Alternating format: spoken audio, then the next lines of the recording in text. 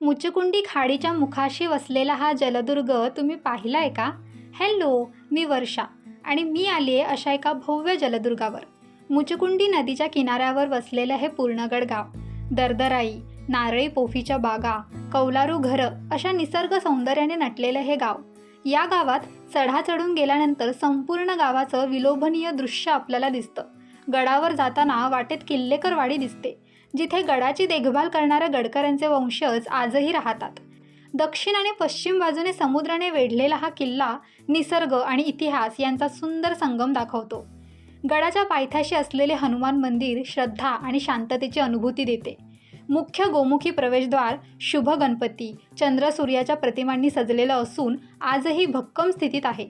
सुमारे 22 एकरात पसरलेला हा किल्ला सरखेल कान्होजी आंग्रे यांच्या काळात बांधला असावा असं मानलं जातं. प्रवेश केल्यानंतर दिसणारा ध्वजस्तंभ, देवड्या आणि जंग्या या गडाच्या संरक्षण व्यवस्थेची साक्ष देतात. 7 बुरुजांवरून दिसणारा समुद्र, सुरूचे वण आणि गावखडीचा किनारा डोळ्यांचं पारणं फेडतो. पूर्णगड हे एकेकाळी महत्त्वाचं व्यापारी बंदर होतं, जिथून नारळ, भात, मीठ, मासे आणि गुळ यांचा व्यापार चालायचा. गडावरील सदरेचा चौथरा, धान्य कोठार आणि दारुगोळा कोठार त्या काळातील प्रशासकीय व लष्करी नियोजन दाखवतात. पश्चिम दरवाजातून खाली उतरताना थेट समुद्र आणि पूर्णगडचा किनारा नजरेस पडतोय. गडाखाली असलेली महादेव आणि रामाची कोकणी पद्धतीची मंदिरे मन मोहून टाकतायत. हा किल्ला पहावा, इथल्या भिंतींवरून आपला हात फिरवावा.